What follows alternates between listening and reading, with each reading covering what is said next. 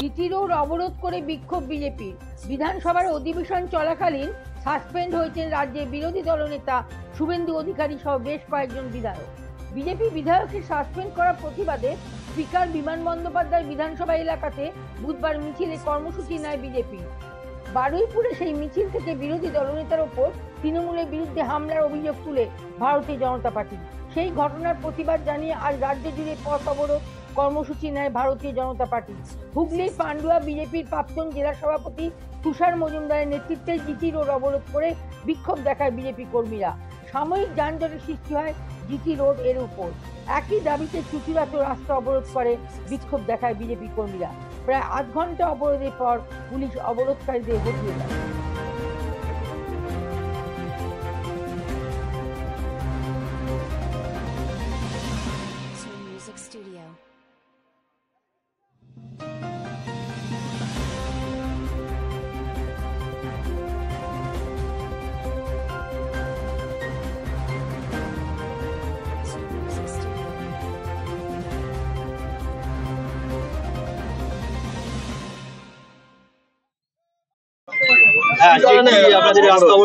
গতকাল বারুইপুরে আমাদের বিরোধী দলনেতার কর্মসূচি ছিল, পুলিশ প্রশাসন সব জানতো।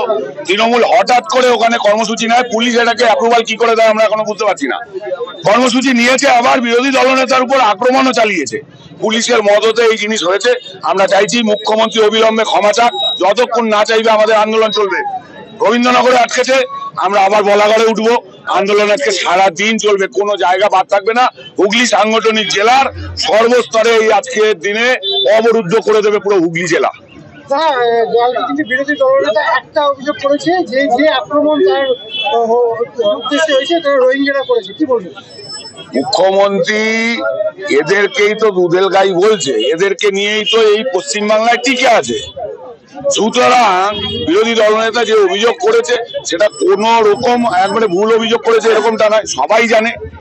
সুতরাং সেই জায়গায় দাঁড়িয়ে তার উপর যদি এই আক্রমণ হয়, তাকে যদি এখন মনে হয় যে জীবন সংশয় হয়ে যাচ্ছে, সে বলছে প্রকাশ্যে। সুতরাং আমাদের তো চলবে এই অবরোধ।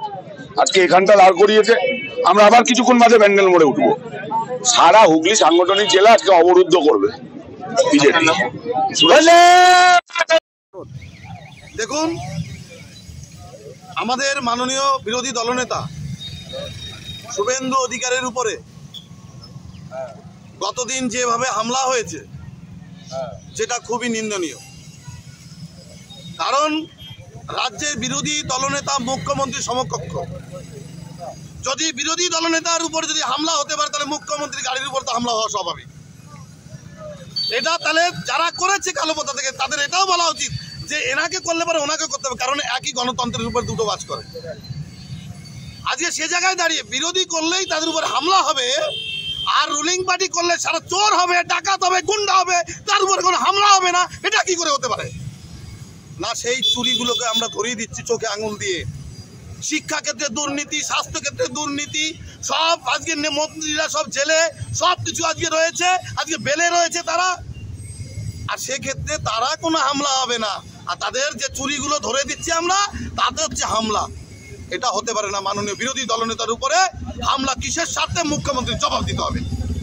তারই প্রতিবাদে অবরোধ আজকে। তার প্রতিবাদে আমরা আজকে রাস্তায় পুরো হুগলি সাংগঠনিক জেলা জুড়ে এবং রাজ্য জুড়ে এই অবরোধ চলছে।